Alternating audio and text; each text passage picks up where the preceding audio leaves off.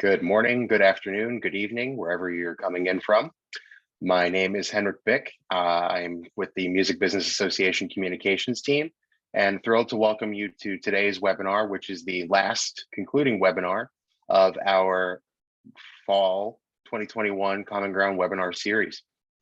Music copyright needs an overhaul. Here's how is the title of today's presentation. Before I get started and turn everything over to today's hosts, I just have a couple of quick housekeeping notes about today's event and some other things you can expect in the early part of the year from MusicBiz. First off, outside of our virtual events, we have a slate of big events coming up in early 2022 for the first half of the year. Of course, that starts off next month with Nylon Connect 2022, January 18th to the 21st via Socio. We just recently unveiled details for our international program track with a focus on the African music market, as well as details on our international keynote for the track as well, and a presentation from MRC Data. Also last week, we revealed the main keynote for our Nylon Connect 2022 conference. Hartwig Masic, the CEO of BMG, will be speaking Thursday, January 20th at noon Eastern Time. You can visit our website, musicbiz.org or nylonconnect.com for full details on our 4-day program and to register for the event. Following that in February will be the next edition of our Student Focused Summit, Next Gen U, taking place February 15th to the 17th via Socio as well. It's a great opportunity for educators and industry students who are looking to break into the industry to get experience outside of the classroom and learn from their future peers as well as network. So again, details for this can be found at musicbiz.org. You can register now and stay tuned to our website and social media channels for information on that program coming in the coming weeks. And then also the crown jewel of our events series, MusicBiz 2022, our annual conference is set to return May 9th to the 12th at the JW Marriott in Nashville with a virtual component for those who won't be able to attend in person. We're going to be rolling details for our next annual conference out in early January, so be sure to visit our website, musicbiz.org, and follow our socials at MusicBizAssoc for details on all of that. For today's webinar, in order to chat with one another and connect with today's attendees, be sure to change your chat settings and your Zoom dashboard to everyone. And we'll be answering a series of attendee questions at the end of the presentation. In order to get in touch with our presenters today, be sure to drop your questions in the dedicated Q&A box on your Zoom dashboard, and we'll be getting to those as we conclude. Finally, it's the holidays, and while it's a time for celebration and joy and reflection, it can also be very challenging for folks among us, especially with recent events. So it's just a reminder for the MusicBiz members in the crowd of our Music Biz Association Mental Health Fund. You can find information on this important member benefit under the Empower section of our website. If your employment or income had been affected by the COVID-19 pandemic at all, this is a great resource for you to get funding to access mental health services, including screenings, therapy sessions, what have you. Important every time of the year, but especially during the holidays and the winter months. But enough about me. We're here to talk about copyright overhaul. And I'm not here to talk about that. We have a great selection of folks here today. So please welcome Roberto Neri, the COO of Utopia Music, and Mark Mulligan, the Managing Director of Media Research. Gentlemen, take it away. Thanks for being here. Great, thank you, Henrik. Hello, everyone. Thank you for joining us. So, hello, everyone. So I'm going to do a very quick intro to the panel, but before we do that, I'll introduce myself and then Roberto introduce himself. So I'm Mark Mulligan. I'm a music analyst and managing director of Media Research. If you're not familiar with what media does, we really focus on where media and tech intersect, and we essentially provide intelligence, analysis, and insights around the digital entertainment world. Best known for our music work, and I've personally been a music, media, and tech analyst for about 2 decades, unfortunately now. So I've seen plenty of down, and then thankfully over the last sort of half a decade, lots of up. So that's me, Roberto. Hi everyone, I'm Roberto Neri, Chief Operating Officer at Utopia Music. And if you don't know what Utopia Music is, we're basically here to deliver fair pay for every play for the music industry. We're a fintech company. Head office is based in Zug in Switzerland, and we have offices around the globe. Perfect. Great. So what we're here to talk about today is, and I think it's quite apt that this is the last of the music biz sessions for the year, because hopefully what we're going to do is give you some food for thought to ruminate over during the holidays, and maybe sort of set you up for how you approach a number of things going into the new year, because really the music business has been obviously really great growth for the last half decade or so.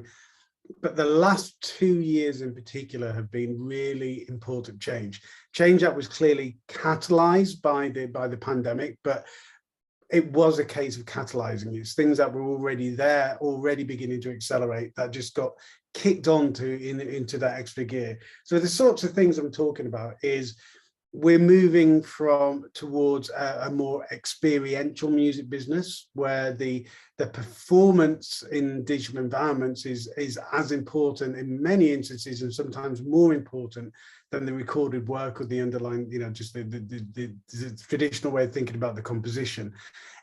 We're moving to a world where it's as much about the music creator rather than simply an artist, songwriter, producer, engineer, whatever, individual thing that they might have done historically. We've got a new generation of artists coming through who are active on so many more fronts than simply just the recording.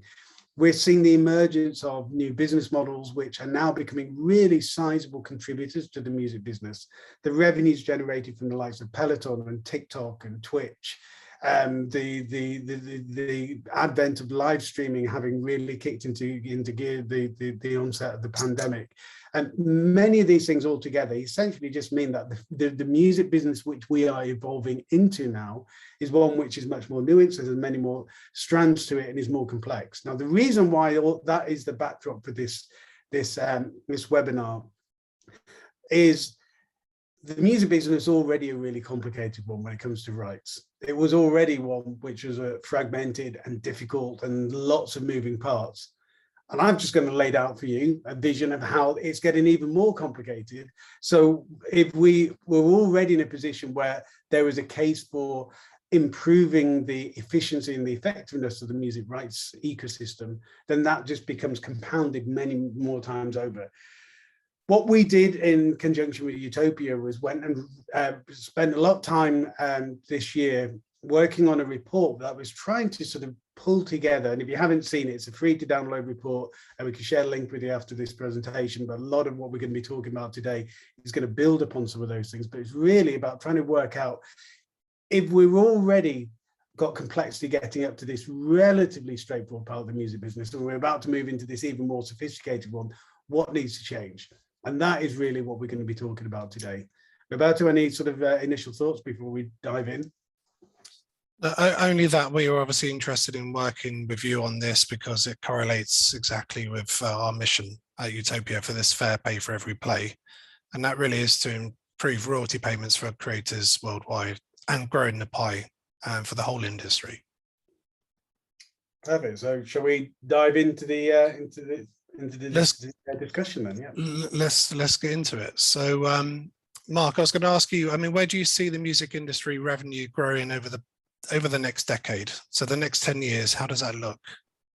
Yeah, so I think first of all, it's worth noting 2021 has been such a strong year of growth. I mean, it's 2020 was a good year, but 2021 has really sort of started seeing just acceleration in publishing and recording, in label revenue, in independent creators, and then loads of ancillary parts of the industry that that sit around it. So I think the growth that we have seen so far, 2021 is going to be even stronger when all the final numbers are in. 2022 may struggle to keep up with 21, but it's still going to be a big year. There's a lot of reasons why 21 was an anonymously big year.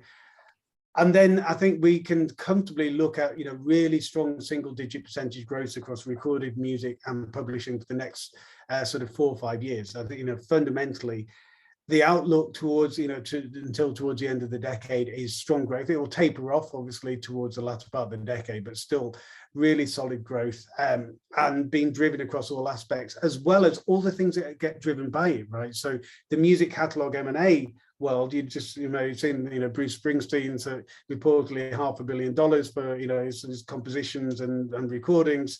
The music M&A space is accelerating. It's not slowing. It already was having exponential growth going into 2021. That's gone even further, and I think that will continue because of the growing interest in music as an asset class. So, long story short, and we haven't really been able to say this about the music business for until the last few years, is everything looks like it is on its way up. There are clearly things declining, like traditional music performance and physical and all those bits, but it's all been more than comfortably offset by the growth in all of these new income streams, as well as the beating heart of it all, the continued resilience of growth in streaming. So before, I've got a couple of quick questions to ask you about, to follow in for that, before I move on to the main one. What do you think in terms of that sort of growth cycle? You were at Downtown before Utopia. Downtown was very much one of these sort of newer generation of companies trying to solve music industry problems in a new way and stitching together pieces which didn't used to go together. So how do you see this changing, from the positions you've been in, this changing nature of what the music business is, and how important do you think that has been to the growth, the fact that it is changing? I think it's constantly changing. It's been changing for the 22 years I've been in the music business, and there's always been a new thing, whether it be a cloud locker or some way of someone trying to monetize. And I think we're at the point now where it's pretty much exploding. So I feel that we need to have some kind of centralization. And at Downtown, we work very hard to just make sure we were penetrating the market, doing everything we possibly could. At Utopia, we're literally trying to bring together the entire music business, because we won't own copyrights. We're not in that game at all. So we really want to be as neutral as possible, to have the trust throughout the whole music business, to bring everyone on board, because we believe there should be centralization in order to get to the true value for creators and all rights holders. So we'll come on to the idea of the creator right later on, but it's interesting you're talking about it from the perspective of the creator, and obviously there've been some acquisitions you've done which also sort of fit into this creator focus. It's clearly something we at media have really been focusing on this last couple of years, is the continued rise of the creator economy. During 2021, there was a huge amount of venture money went into the creator economy, way out of just music, just creator tools as a whole. And then within music, there was a lot of private equity money, so money going into bigger, more established companies, pouring into the the likes of Native Instruments and Isotope and Splice, etc. So clearly, big money, both early, riskier stage, growth stage money, as well as established money, are saying the creators is where the focus of the next phase of the business is going to be. Perhaps at least the way that the money's talking, more importantly to focus on that than rights. How do you see it from from Utopia's perspective, and what attracted you to the role? Is this where do you see the role of creators in the future in the rights landscape compared to where they are now? So I joined Utopia basically because of the mission and this fair pay for every play. I've said it 3 times already. It has to be the utopian state that all creators, they deserve to get a payment for every single transaction that happens from any kind of consumption that they have created. And it's as simple as that. The mission completely attracted me to come on board to help that happen. And, this is a marathon, it's not a sprint as far as we're concerned. So it's going to take time to get to that utopian state, but we've got to get there. And creators, we cherish creators. I mean, they have enhanced all of our lives, and we all need to remember that. And I think we do. Everyone in the music business is in there for the right reasons. We just need to, as I said earlier, bring everyone together to kind of make this a reality. I was going to ask you, Mark, as well. I mean, you obviously mentioned creative rights, and you know, can you talk through the concept a bit more deeply and how you think it's going to actually grow the business and enhance the lives of creators? Yeah, absolutely. So if we think about the creator economy outside of music, which is, I would argue, is more established in the digital environment than the music creator economy. I know that might sound a bit crazy, but, you know, I'm talking about something a bit different from artists and songwriters in the traditional sense. It's more about the idea of people using digital platforms to build their audience, you know, have a direct relationship with their fans, etc., etc. So if you look at, say, game streamers or social influencers or vloggers on YouTube, whatever it might be, these are people who have built their own identity. They've built their fan bases, they've built their audiences, they're driving all of their content creation, they're doing all of the remuneration and monetization themselves. And, you know, they're not predominantly IP businesses. You know, it's about the performance that is, you know, is where all of the performance of the brand of the artist is where the creators, where the value resides. And the platforms which they've worked on are platforms which, to be frank, often quite prefer not having IP. You know, they like just doing a straight revenue share, you know, rather than having to get into all the complexities of, you know, licensing rights and paying rights holders, et cetera, et cetera. Now, in that world, it's the presence of the creator that matters. Go into music, and the presence of the creator is just not as big a role. We've got music videos, we've got live performance, but, you know, so much of what the artist does online is to drive more streams, to drive more sales, to drive ticket sales, to drive merch sales, whatever it is. So when they're spending all the time on Facebook, on Instagram, on TikTok, on, you know, all of these places, if they are performing a song or if their song is being performed, then some value accrues to that creator. But all the other stuff that they're doing, value is accruing to the platform by them being there and bringing the audience in. But unlike, say, Ninja doing a game stream, they're not getting to share the revenue because most of the time it's not on their channel, because artists are around, you know, their time is distributed so much more widely across the, you know, the whole of the entertainment world. They go to all the places where the audience is rather than pulling an audience to them. You know, you don't have many artists who've got really big you know, YouTube subscriber bases, etc. You know, there are some, but there aren't that many of them. You know, most of them will just put up their music videos and leave it, put up a music video. They're not putting out 2 or 3 videos every day. So they are never going to be able to benefit in that revenue share from, you know, platforms like YouTube in the way, you know, a game stream is going to be. So our view is this, is quite simple, is if the world is going to become more and more immersive, more and more multimedia, more and more audiovisual, it's going to be more and more about the artists and, you know, creators engaging with their fan bases, then we need to have something there which can ensure that the creator is remunerated for the value that they're bringing to the places they are at. You know, and it's a we call it a right, and a right can sound a bit, you know, oh my goodness, you're going to have to get, you know, sort of statute and, you know, laws and everything. But we've got things like sync rights, which aren't actually, you know, in most markets enshrined in law. So it can be a right without having to go through the whole legislative effort. It's more of a case of, can we establish a standard practice of licensing that might only ever be a commercial, you know, commercial activity rather than a piece of legislation. But really, we just think there is value which is accruing across the digital world from artists to platforms. We think it's, you know, there should be a mechanism to ensure some of that flows back to the creators. So that's the concept. We completely understand this is a million times easier to say than it is to make happen. And, you know, so on that, you know, you know just how complicated, particularly on the publishing side, you know, there, you know, various different licensing models and income streams are, etc. Do you think something like this could be made to happen, or, you know, or rather maybe ask it a slightly less bland way? How difficult would it be to make something like this happen?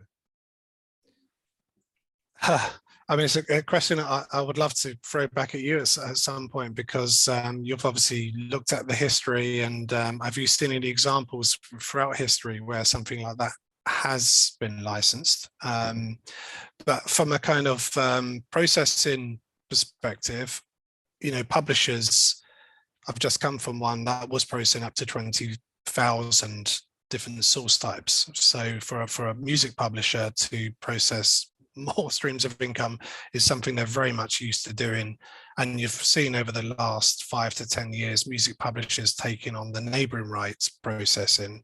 And that's becoming even more evident through people I speak to, music publishers taking on neighboring rights, which is traditionally a master right because it's the performer's right. That's why it's called the neighboring right. It's a neighboring of the publishing performance right. And to actually do the processing is something that music publishers could definitely take on, as could labels, of course. So I mean, Mark, have you come across this through history? Have you got any examples there? How easy do you think it would be to convince, the social streaming and tech platforms to license this when they're pretty much getting it for free at the moment? Yeah, so I think there's two very, very different questions wrapped up in one question there. One is are the precedents, and two is, can you actually get the platforms to want to partake? I think we go to the precedent. So, talking about something like a creative right, which just doesn't exist, seems like, well, where is it going to get carved out from? Where's the money going to come from? How do you define it? You're essentially having to, sort of rustle something up out of the ether. But that applies to anything until you establish it. So, the origin of music performing rights, and this story may have been dressed up a bit over the years since it actually happened. But the essence of this story is French composer Ernest Bourget was in I think it's the 1850s or 1860s, no, 1840s or 1850s, was in a cafe drinking sugared water, which was like, it's like predecessor of Coke. It was like the trendy drink of the time, and all these cafes had it. And he was out there, and there was a house orchestra playing, and they were playing a couple of his songs. And nobody had asked for permission to play his songs, and they were getting played. And then the waiter came up with the bill at the end, and he said, "No, I don't need to pay. You played my music. I'll take this as sort of payment in kind." And he ended up going into taking it to court over dispute of the bill. And the ruling in that court case was the starting point of establishing music performance rights. Now, if you think about it, until that point, the concept of what you literally want to start making people pay money for playing music that's just in the air, that there's nothing to hold on to. And that's the same for any intellectual property right? And so I think that is an example of, you can go from something where nothing existed and then establish, here we are, 160 years, whatever, on, where that is, we have collection societies across the world, generated about $8 billion in music collections globally last year, so that wouldn't have existed without that initial trigger point. Bringing it way more into the current day, then I think there are plenty of precedents. Look at image rights. Image rights are used in certain industries really well. Now, I appreciate this might not translate as much over to the US, but and I'll call it soccer, even though I hate calling it soccer. But in soccer, image rights, particularly in European clubs, are really heavily used, and there's normally the club will have the players' individual image rights assigned to the club. There's a player called Mo Salah who plays for Egypt and Liverpool, and the Egyptian Football Federation had a big sponsor with the main Egyptian telco, and they put Mo Salah all over the the telco was using his image. And yet Liverpool were the ones who actually held his image rights, and then they ended up with the Egyptian FA having to withdraw the image from the telco, and that was just, it was established because there was a clear ownership of who owns the image rights. That is an example. Now imagine at the moment, you see how many streaming services or whatever else will advertise using the images of the artists, yet there's never any of that sort of, that sort of income flow or, rights holdership that happens there. And we started to see over the last year, how many news headlines have we seen about there being, sort of catalog deals like the Bob Marley deal, which have included image rights, and Tina Turner, which have included image rights. and those images, things what you could do with it, whether we're talking about NFTs, whether we're talking about creating avatars in games. You think about Tina Turner and Mad Max, with what you could do with that and put that into a game. And so I think that is and last bit of saying this, we see so much of what's happened with games and music over the last few years. It's not really been about the licensing, sync. It's been about artist performances. And so what do games like about artists? They like the image of the artist and the fandom of the artist and everything that brings with it. So they make nice avatars of the artists, and have them, dancing around and playing, in the games. So they've already realized the value for them in those contexts. The song is secondary, the artist is first. So really, I think that, I know there's a lot there, but essentially to say, creating something from nothing has happened before. And it's not even creating something from nothing now. There's lots of different places where we're beginning to see the pieces fit. And the final thing I'll say, and I apologize to people who've heard me say this in the past, but they just ring so true. So the science fiction author, William Gibson, I love a quote from him where he says, "The future is already here. It's just not evenly distributed yet." Right. So the idea is, like, when you look back, you say, "Oh, of course, that was a CD era. Of course, that was a streaming era." Of course, but you don't know. It's not like somebody sat there, "Oh, okay, it's gone past midnight, it's 23rd of June. We've now entered into the experiential era." It's just when we look back, we'll be able to say, yeah, that's when it all started to happen. And like you say, I mean, likeness and image rights already exist. We mentioned it in a report. And do you think they would need to be pre-cleared, to kind of allow this to have a license framework in place? That's what we've kind of suggested within the report. Any more thoughts on that, Mark? Yeah. So first of all, I am going to speak more closely to the mic. I've just seen in the comments you can't hear me too clearly. I'm not going to risk meddling with the settings while halfway through a session. So I'm just going to stand more closely and talk a little bit more clearly, hopefully. Right. So the idea of pre-clearing, I think there's a lot of benefit about pre-cleared rights. If we look at music sync and how difficult it has been for the sync business to catch up with the social video business, which is where all of that sort of demand for cheap, fast turnaround rights has resulted in a surge in music production library, growth of royalty-free solutions like Epidemic. That is an example of how having pre-cleared rights can open up new opportunities for you. Now, clearly not everybody wants, there's really good reasons why lots of things aren't pre-cleared. But I think the more that rights holders or whoever is representing the creators, whether that be agencies, whoever, can get their creators to at least opt into different things in advance. It might be a case of saying, okay, I'm willing for my image to be used as an avatar in these types of games. I'm willing for my image to be licensed in these platforms, as long as A, B, and C is involved. It doesn't have to be a straightforward, it's cleared for use everywhere, and go off and do it, and suddenly they find it in some horrible, sort of completely inappropriate place. But the more that rights holders and the people representing these, what we think will become the new creator rights for creators, which won't just be traditional rights holders, there will be agencies and a whole bunch of other things there too, the more that can be done with it, the more that we can open up opportunities.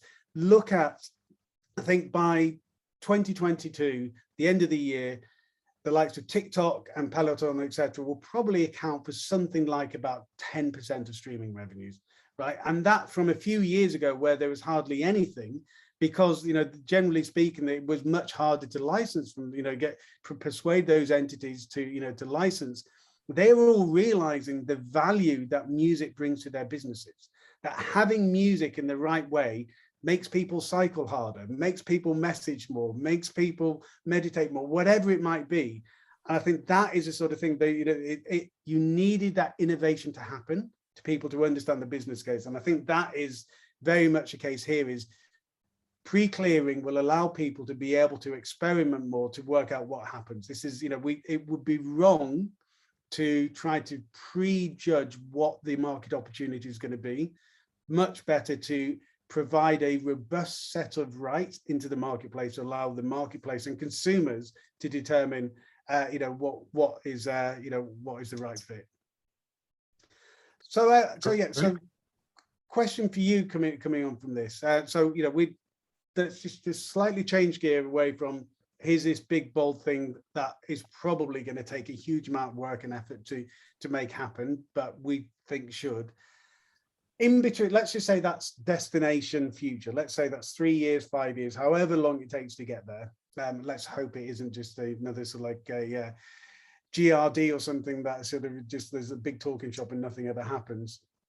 In the interim, what do you think from the Utopia's perspective are the bits of the licensing piping that exist now that can be improved? Why do they need improving, and how can they be improved?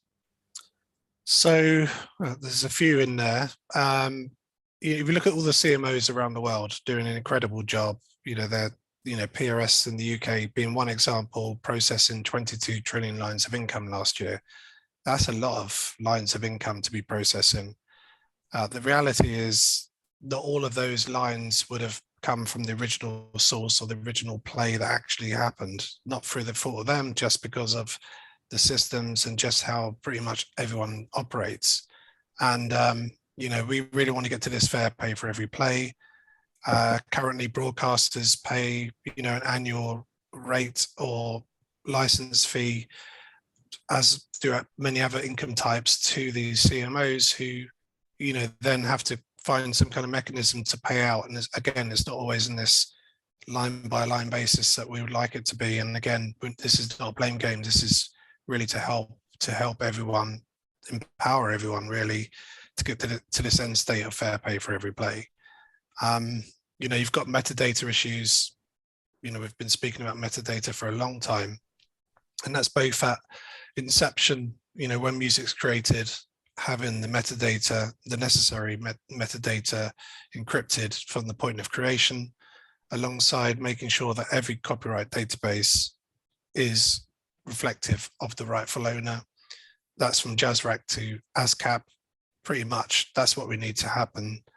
And I think you do need to have some form of GRD. You do need to have some form of truth with regards to the rightful owner of copyrights. And that's obviously what Utopia is offering. And I said at the top of the meeting or the webinar, it's going to be a long journey to get to the utopian state, but we are already 5 years ahead with the platform that we've built. That's just a few things to mention. Obviously, when we look at the globe, you look at India, you look at China, India and China combined is 1/3 of the world's population. So we're just not getting the true value from two countries, which make up 1/3 of the population. There's so much we could talk about that we probably won't get into today. But just a few examples. I mean, you gave me a good stat around Asia Pacific and Latin America, and that's going to be like 75% of the subscriber growth between now and 2028 mark. Anything you want to say around those kind of markets and emerging markets? Yeah, so just before I do, just as my reference to GRD seems to have sort of made a few people groan in the comments. I think I just want to ask you a question about GRD first before going back in. Do you think if the GRD was started now would have more or less chance of actually coming to success? And I'll just tell you why I'm thinking of that is because in some ways we've got, in my view, more fragmentation in the in the digital marketplace, where Spotify and Apple and Amazon are also throwing up sort of walls, digging moats around them, whichever way you want to think about it, building their own solutions. It feels to me that there's maybe less, not more, appetite for there being a single source of truth. So yes, so if GRD was to start now and hadn't tried to start whenever it was 15 years or so ago, do you think it would have more or less chance of success? I think nothing's changed from my perspective. I still think the politics remains around why the GRD didn't actually happen. And that's why I believe a neutral party like Utopia could be the real solution to that, to build that trust and enable it to happen, rather than having vested interests from different territories. I do believe that the politics still exist around why it didn't actually come to fruition. Yeah. Okay. Right. So onto emerging markets, and I'll try to make sure we're keeping the theme here, so we're not just jumping around talking about cool stuff in the music business, but so trying to tie it into this framework about rights. You often hear about people like Daniel Ek talking about, okay, here's the next billion users, here's the next. Now, the thing is about when you're talking about emerging markets, what do they tend to be emerging markets because they've got lower levels of income. They tend to not have the same developed economy, same level of development of technology. And so all of those things mean that 1 billion people in India is not the same as talking about 1 billion people across Europe. So the actual share of those which is going to convert and pay anytime soon, or convert and be monetized versus behind advertising or a bundle, they're just much smaller. And the amount of money that they can actually spend is far, far smaller as well, because they've got lower degrees of spending. I don't think the global, well, when I say the global music market, I mean the Western music market predominantly, have yet really quite understood how to open up the emerging market opportunity. I'll use India as an illustration. The cost in dollar terms of a music subscription in India is about 4 or 5 times cheaper than the dollar cost of a subscription in the US. So that feels like great. Okay, look, it's been heavily discounted to account for for the lower costs, lower income levels. But when you do it on a purchasing power parity basis, so PPP, that means basically normalizing for the cost of living, wages, and all those sort of things. That cost, which is in dollar terms 4 or 5 times cheaper than the US, is 12 times more expensive in real terms for the average Indian, right? So there is that. Now, Western rights holders will be looking at, look how much less we are getting paid for our music in India. Look how heavily we've discounted it, yet it is still orders of magnitude far away from what the average Indian is going to be able to afford. Now, the Indian music subscription market has been, it's had a bit of growth, but it's really been, really nowhere near maximizing its potential. And so you've got to make a decision. What do we want to do as a Western rights holder, looking at a market like India or Indonesia or Turkey or China or, any of these sizable non-Western markets with lower levels of, of disposable income? You have to decide, what do you want? Do you want a relatively small but relatively high value market that's delivered by the urban elites? And that's, that's sizable in lots of markets. Brazil has grown largely because of the urban elites. And, what we've got so far in India is largely urban elites.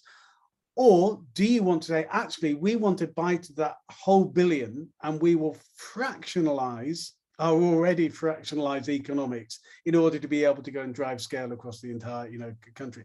Neither is a right or wrong answer, by the way. I'm not leading here saying, well, of course, what you should do is go and slice your prices and, open up and try to get to, sort of every farmer in the remotest area of the region of the Himalayas, whatever it might be. What I am saying, though, is somebody needs to decide which of those two things you want, because you cannot open up a billion Indians with the, with the pricing being 12 times more expensive in real terms.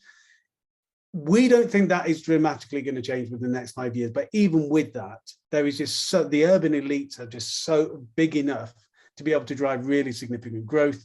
As you say, the majority of subscriber growth, not the majority of revenue growth, though, because they deliver so much more, lower in terms of ARPU.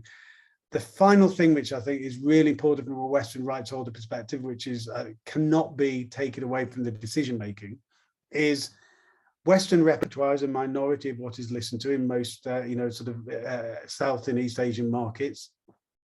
And it is going to probably diminish. Why is it probably going to diminish?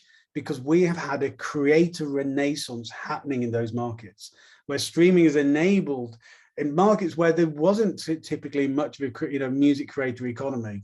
You know, in both China, where there wasn't really, you know, because of the sort of oxymoronically titled cultural revolution, there wasn't really much in the way of music culture outside of like political party and folk music. And that, you know, we're seeing the birth of a new music and, you know, a music industry from scratch there. India has been dominated by Bollywood, and suddenly you've got these like, you know, this like local hip hop scenes, etc., really begin to thrive. So actually, local repertoire is probably going to become even better and get even more market share there. So bringing it all back to where does this tie with rights? Where does it tie into the rights framework? Clearly, the you know, the PROs and CMOs more generally have been a weak link in the chain in many, you know, in emerging markets, and across sub-Saharan Africa, we've still got, you know, a long way to go, but they're beginning to get improved. I would say there is an opportunity when you're looking at a region like sub-Saharan Africa, where much of the rights framework does not yet exist. Do we want to build it the way that it's built in the West, knowing that that has got a whole bunch of challenges with it and struggles to keep up with dynamic change? Or do we say this is a perfect opportunity to build the music rights infrastructure of the emerging world, emerging markets, built around today's business, not around yesterday's business?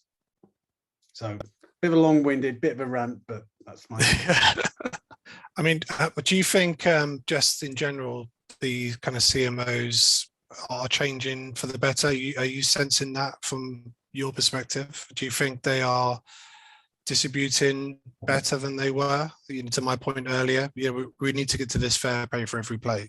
Yeah.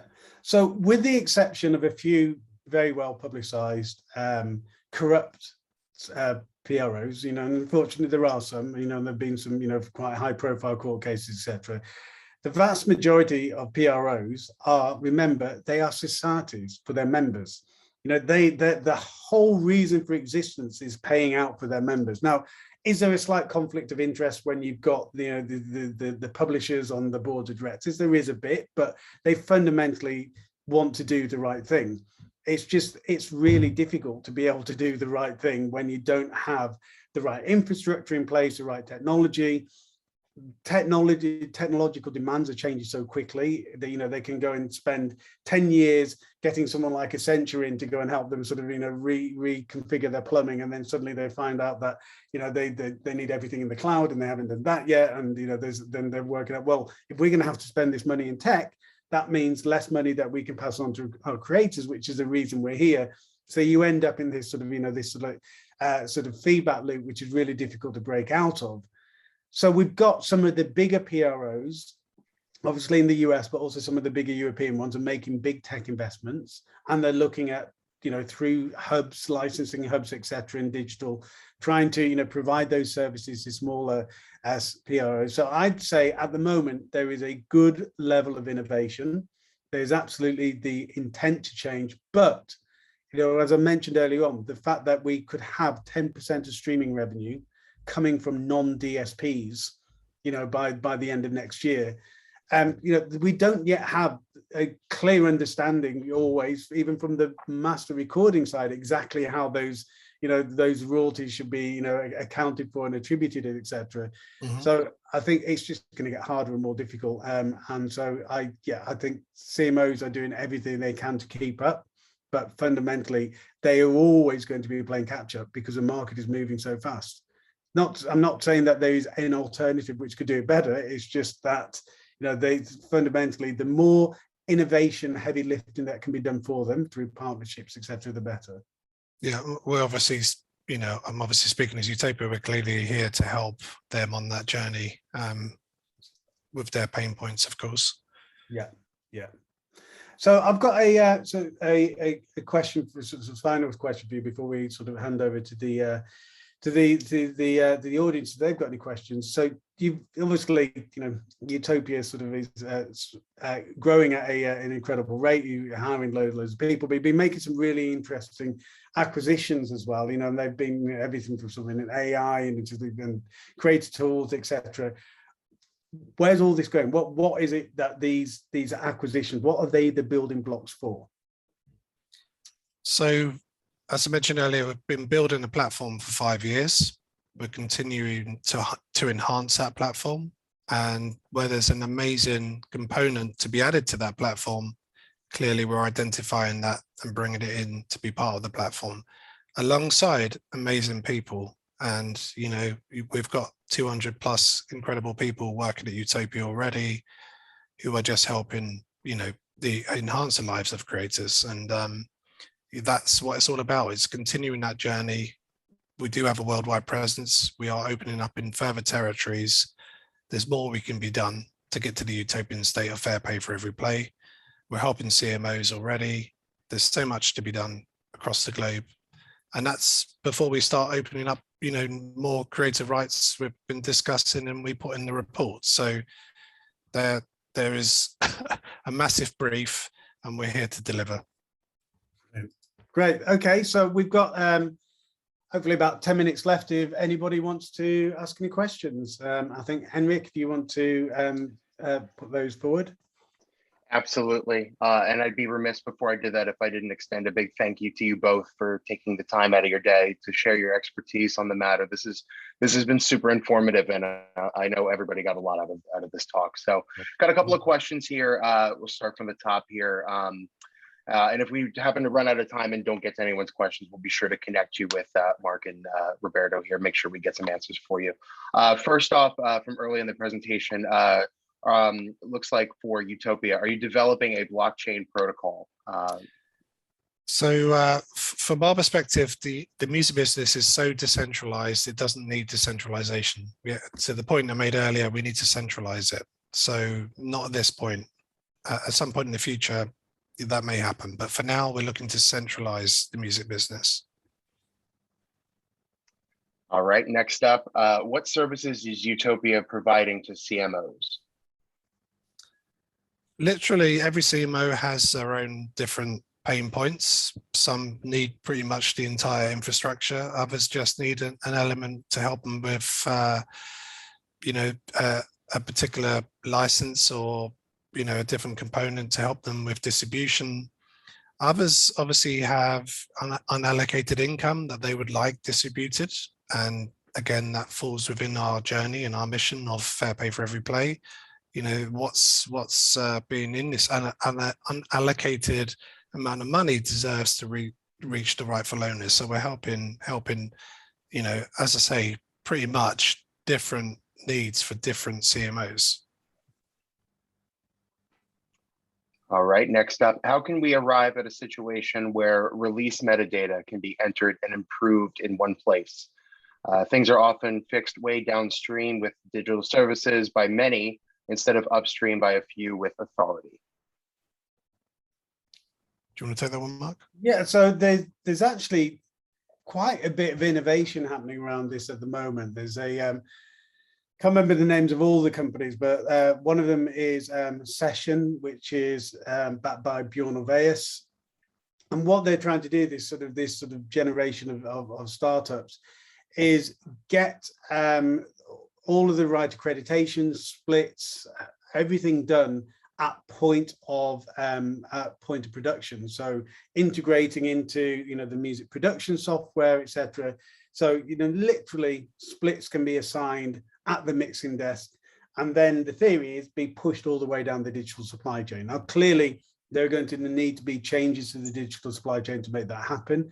The fact that it's more than one company having a go at trying to do this means that there's, you know, you could end up with competing standards, and that in itself could be, you know, be an issue. But I think, you know, we are certainly at a place now where it is possible to you know, to allocate things, you know, in a really quite neat way early on. So for technology perspective, I don't think is a challenge. What is a challenge is the business side of it, you know, in terms of, is the person behind the mixing desk the right person to be able to, you know, to be you know, allocating song, you know, which songwriter share and production share, etc., producer share that side. Does that actually need to happen in the negotiating room with the label and the publisher or whatever else? So I think it is, let's assume that the technology is going to happen.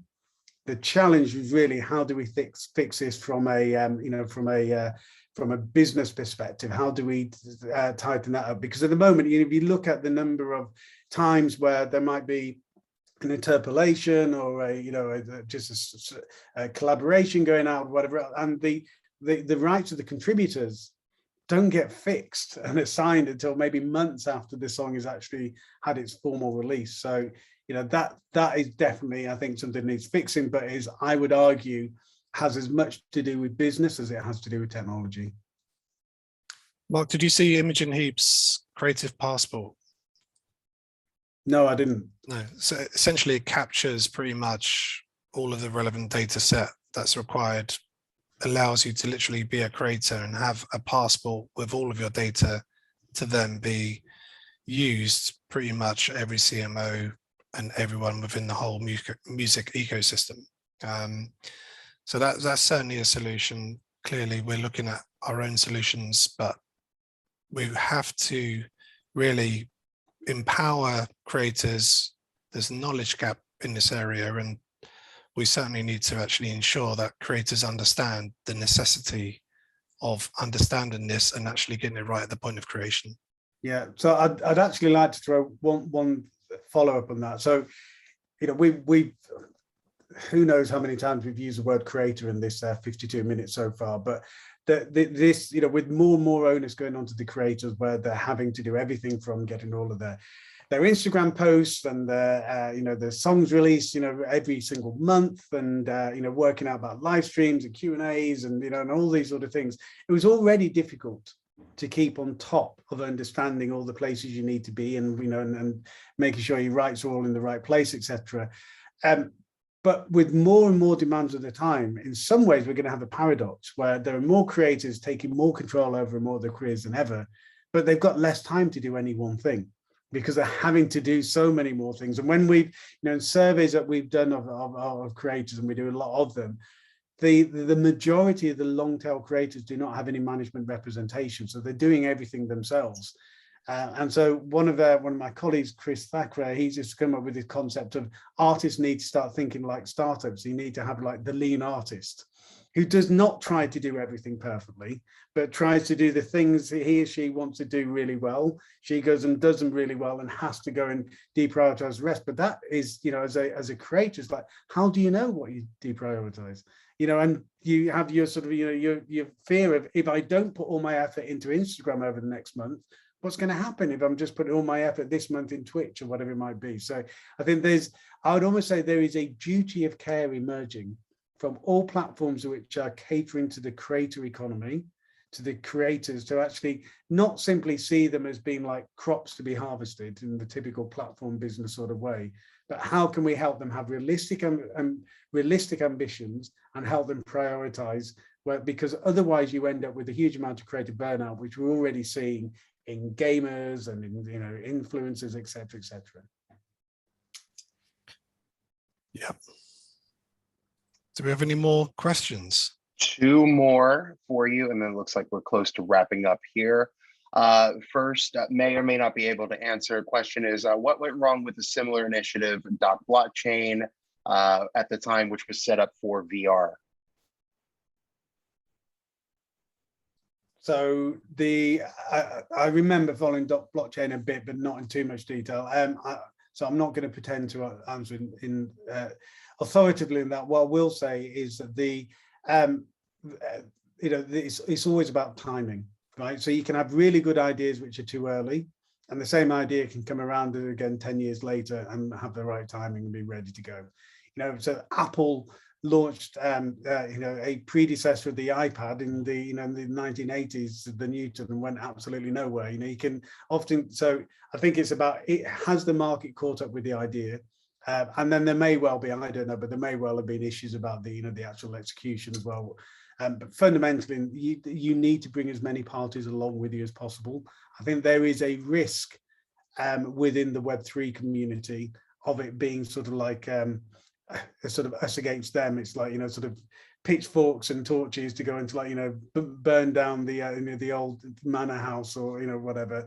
I think it has to be a case of how can be people brought along with it, because if you look at the resistance which has existed towards blockchain within the traditional music business, is because the whole pitch has been do away with the traditional music business. You're not going to get much support, and from somebody who's perceived to be the target. So, and it doesn't need to be that binary. It absolutely doesn't. And one more question here. Is there a way of streamlining the registration of songs with PROs, CMOs around the world? It appears every PRO and CMO uses a different format for registration.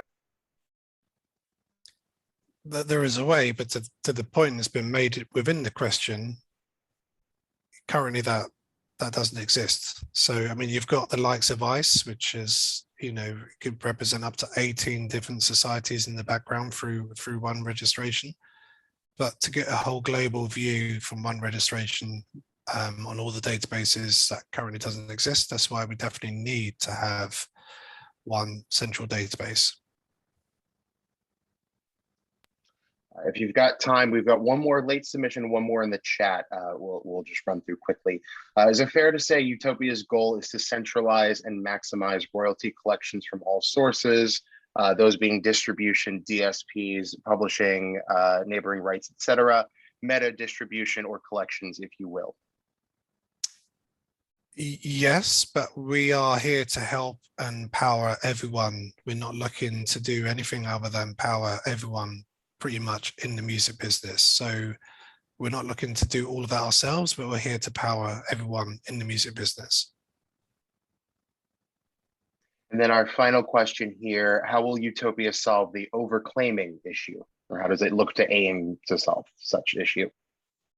Again, once we get to one unified authoritative database, that won't happen. At the moment, it happens because of the differences between the different copyright databases around the globe. All right, well, that looks like it's the end of our questions. So it looks like we're at the end of our presentation. Again, want to thank you both so much. Roberto Neri, COO of Utopia Music, and Mark Mulligan, Managing Director of Media Research. Thank you again for sharing your time and your expertise today. And thank you all for attending, not just today, but throughout all of our fall Common Ground webinar series sessions. We look forward to welcoming you to sessions in 2022. And above all else, have a great, happy holidays, relaxing season, and a good start to 2022. Brilliant. Thank you, everyone. Thank you. Bye.